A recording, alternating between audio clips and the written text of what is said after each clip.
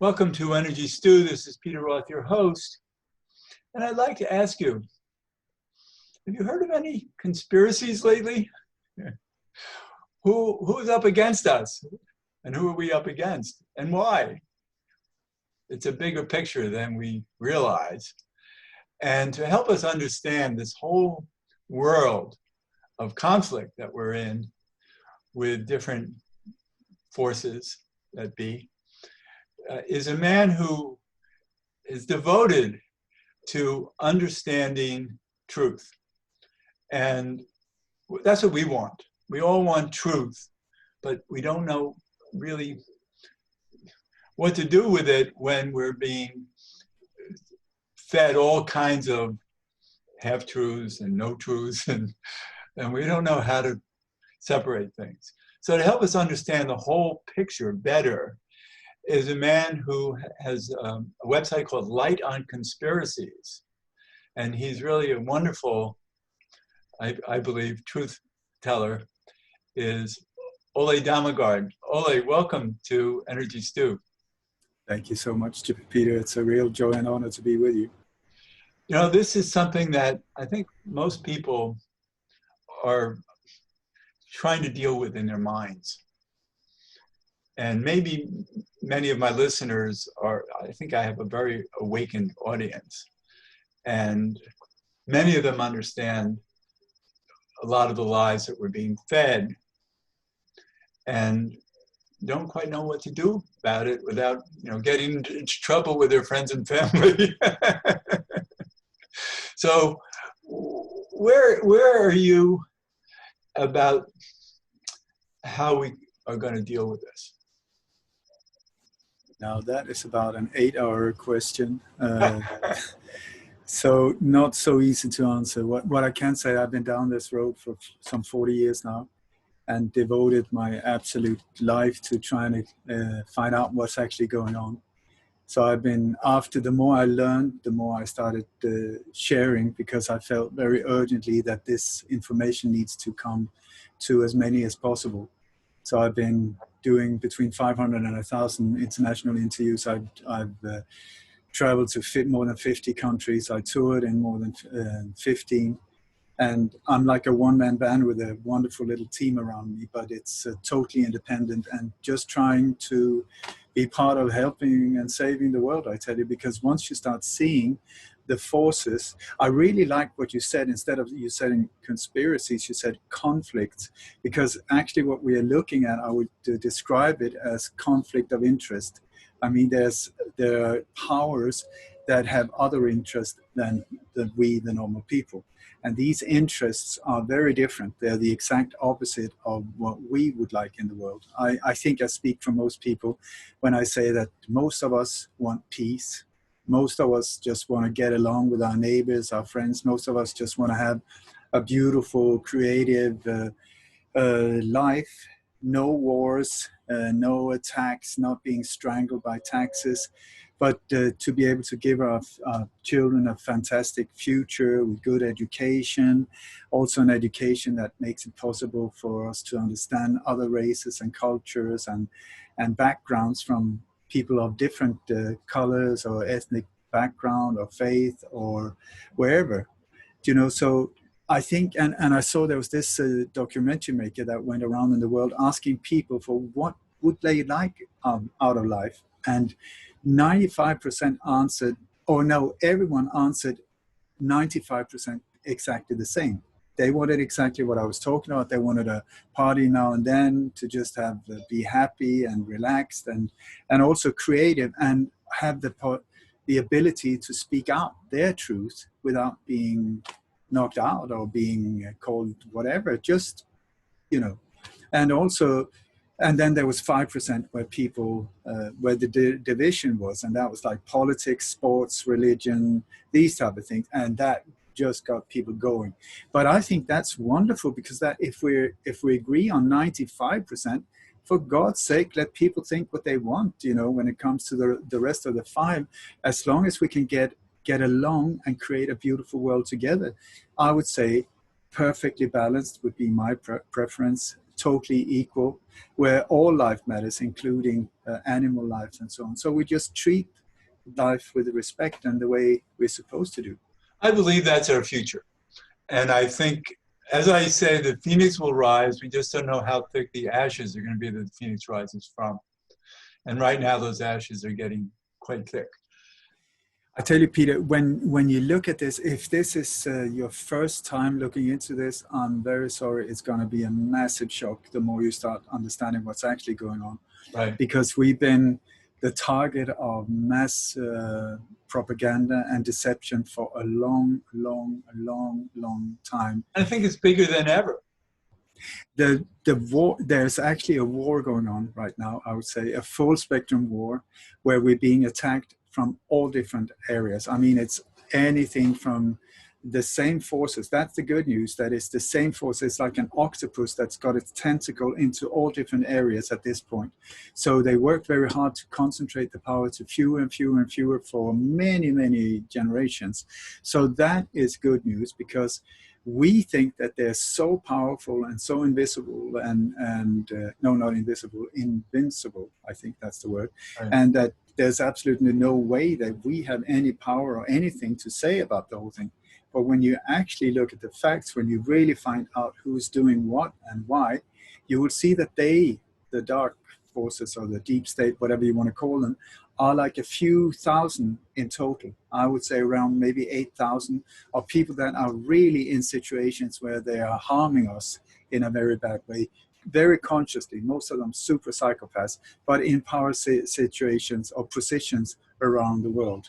Or if it's flat, whatever, if it's flat, wherever they are. I did a show a few years ago about soul development, and that these people are what this guest called intermediate level souls.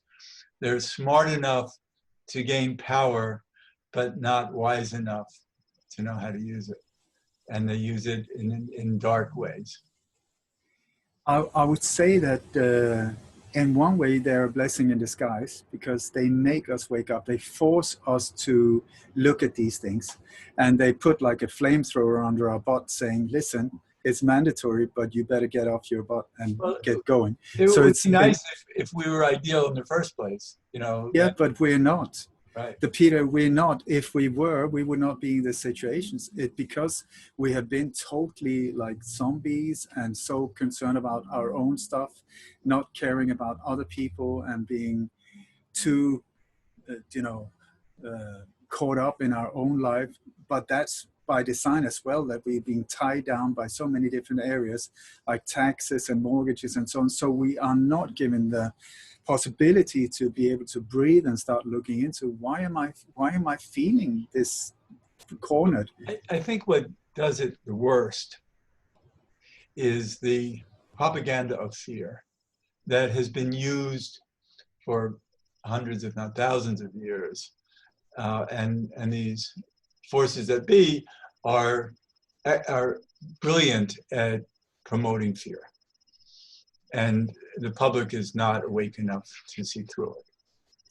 And that is good news as well, because I tell you, this is the wonderful part of the whole thing is when you look at it, when you look at all the different strategies they have, the different methods, they're not that many.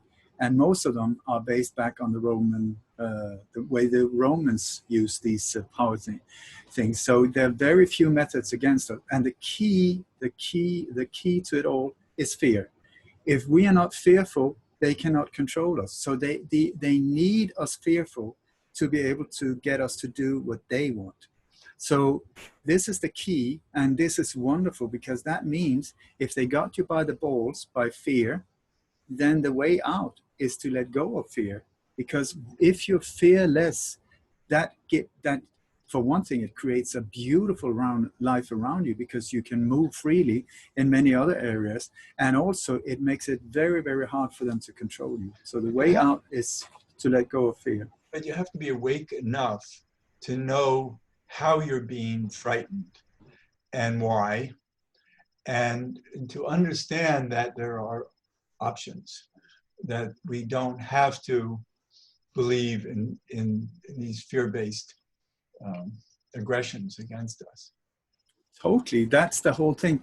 It's like every time something scares you, I would say 99% of the time it will come through a screen in front of you. So this black screen in front of you, I see that often as a sewage opening into your home, because when you look at who is controlling the information flow that comes out through this, the digital screen in front of you, you will see that it's the exact same forces that are against us. Like in where you are, 96% is controlled and owned by 6 companies. 6 companies control 96%, and that's TV, radio, newspapers, publishing houses, you name it, boom, 96%. And the last 4 is so weak. So it's like, first you have to ask yourself, whatever scares you, when something comes and says, boom, you have to ask yourself first, question 1, is it true? Is it true? How do I know that this is true? Right. That is why I try to go on location and find out for myself, because otherwise it's very hard. Question number 2, who benefits from me believing this? Who benefits from me becoming scared and frightened for this? And what is the solution they're offering?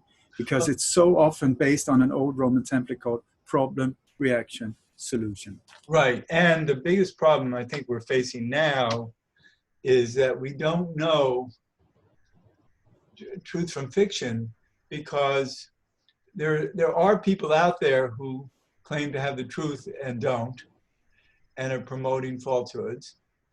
And that maybe part of what holds us is that we really can't believe everything, because there are people who are false flagging. And so that can be huge. And also, one of the things that a lot of people don't understand is the truth about fact checking. The truth about fact checking. It's amazing how corrupt that system is. But how do you control facts? That is a tricky one, because if you go back and you check it with history books, you will see that history is always written by the people who won whatever conflict. The history books is always the winner's version of what happened. So you can't trust them either. Very often you have also like the biography of Mahatma Gandhi or Martin Luther King, and it's not them who has written it. It's other people's interpretation based on other books written by others about. So how can you control facts? Very tricky. And once again, that's why I try to go to the source on my own. And I don't say I've got the truth, but I say I'm very much closer to finding out the truth if I really do the deep digging myself. You have to get behind the fact checkers. Yeah. Because, go ahead. And also what you're talking about, when you come to a certain level of these operations, when they go on a big scale, you have to understand by design, it's smoke and mirrors. It is a total labyrinth. That's part of the design, multi-layered, pointing in all different directions. Half of it facts and truth, half truth, and 50% or more total propaganda and lies. So this smoke and mirror thing is like if you walk into a labyrinth in a fun fair with these mirror houses, you bump into it, looks real, but it's not, and you're like, I'm gonna get. And it's the same here. Pump that up with smoke and create a labyrinth. That's how these operations are carried out. So not easy to find out what really is going on. One subject matter that very clear to me, and I think our audience, that how we're being deceived, is about vitamin C. And there are experts and years of research, thousands of research studies on vitamin C. And that could really help right now with this pandemic, but we're being told that there's no proof that it works at all with this virus. Well, the truth is that it does work with viruses very well, but this is a new virus. So how can you have a lot of double-blind studies about vitamin C with this particular virus? So it's very easy to tell the public that it doesn't work because there's no proof that it works.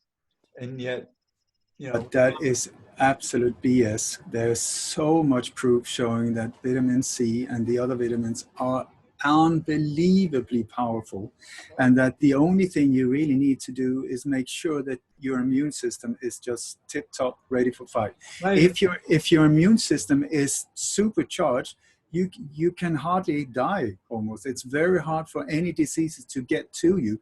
But if your immune system is totally weakened by all kinds of horrible GMO foods and fluoride in the water and you name it.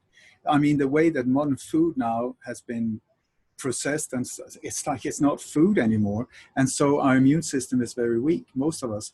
And because of that, we are so vulnerable to these things. But to boost the immune system, that's key, whatever the disease is, because then you can get around it. You will not get sick. That is almost a guarantee. Yes, and the vitamins are key here. And you don't hear any authorities able to tell us that. But the whole thing is you have to see, okay, what studies shows that it's not efficient? All of them are backed and funded by Big Pharma or the Rockefeller Foundation. These type of institutions pump out these look at this, a new scientific revelation. They don't work. Cinnamon is poisonous. All of these, what is good for us, they try to make it look like it's really bad for us. So every time, like colloidal silver or stuff like that, when they try to ban it, I'm like, thank you so much for showing me what I should look deeper into. Right. Because they have an interest of things not being healthy, because they are making billions out of us, our dis-ease. And so even cheap things like vitamins is not a good one, because they want us to keep us sick so that they can pump us with pills. But I want to ask you, though, because you said originally that there are really only some thousands of people who are the arch criminals of this. And yet millions of people are supporting it by censoring the internet and being these supposed fact checkers who have hidden agendas. And so what is running the minds of these millions of people who don't understand how they've bought into this corrupt system? It is done by design. It's totally compartmentalized. So it's the same like if you work in a bank, you at the desk, a bank teller, you have no idea what the director of the bank in their meeting, what they're talking about, or the owners of the bank even more, how they are and their agenda. And through when you go to groups like the Bilderberg meeting, Trilateral Council on Foreign Relations, these type of groups, when they meet, the owners of the bank have no idea. So it's all in layers by design, meaning that most people believe in what they're doing. That's the whole idea. You do not understand your part. But I would strongly suggest that if all of us start looking ourselves in the mirror and say, am I in any way or form contributing or supporting this very evil, I would call it evil system that is taking the world down? Yeah. And if so, then the time has come to take a step to the side and say, listen, I'm not doing this anymore. I refuse to be part of destroying this beautiful, wonderful world we're living in, because that's what we do. If we support these mechanisms, we are part of the problem. Right. So being awakened is very important. But can I just say, I think when we say, I became awake 3 months ago or whatever, I think there's it's like speaking down to other people, saying, I'm awake, you are not. I don't like that word. I would say become aware is a better word, because we're becoming more and more aware of what's going on. Right. I'm unlearning on a daily basis, because there's so much that I thought I knew, and then I just find, oh my God, they took me for a ride there as well. Or I believe that. Yeah, we've been deceived on a scale that is just unbelievable. Years ago, I had a client, because I'm an intuitive, and I had a client who came to me, a woman, and she said, could you just look into this conspiracy theory about the Trilateral Commission and see what your intuition tells you? And I did, and my intuition says very real, and I described some of the operations of it and its headquarters and all that. I could intuitively get that information. And I looked at her and I said, so what do you think of that? She said, you're right, and I know you're right because I used to work for them. Interesting, interesting. Yeah. And No, so, but yeah. it's like if you start checking out these individuals, I mean, it looks very fancy on the, beautiful cover, beautiful websites, beautiful everything, presentations, everything is super high quality because Oh, we lost you. Okay. So somehow we have an interruption here. Um, Hopefully I'll get you back in a few seconds. We're still recording. Um, okay. Are you back? yeah. Okay. We just lost about 15, 20 seconds. That's all. No, so I just want to say it's one thing if you look from the outside at these organizations, it looks so pretty and so civilized, and oh my God, they're working for our sake, they're doing it for us, oh, fantastic. But once you start seeing the actions of these groups and how they work together behind the scenes, that's when it starts becoming scary, because that is where you see that now I'm coming up to a layer where we're seeing where decisions are taken that goes above elections, where we think that we elect someone. No, sorry, they're all selected beforehand, so we can just choose whatever candidate we want to. It's still the same hand or body behind them that control it. That's why nothing changes with political elections and so on. Right. And I think people think that they're doing a good service for the planet and humanity by maybe turning us into slaves or whatever, they think is good for us.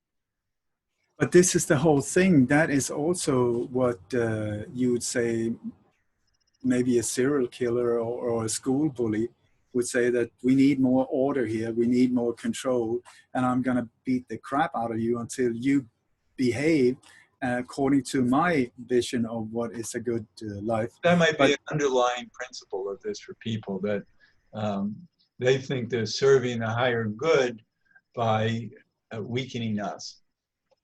There are, I would say that many of them are born psychopaths, so they don't have the feeling of empathy. Yeah. They just don't have it, and they don't have compassion. So for them to hurt someone else, it doesn't matter at all.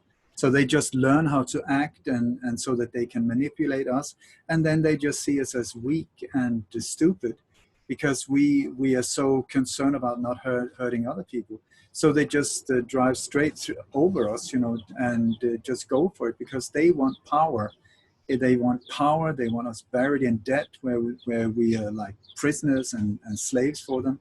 And so they get, I think it's the same mentality as a cancer virus, that what is the logic of a cancer virus? If you believe in the official story of how cancer grows, you will see that the ultimate high of a cancer virus is when the carrier dies, but then the virus dies as well. So what is the logic? I don't get it at all. It's the same with bulimia.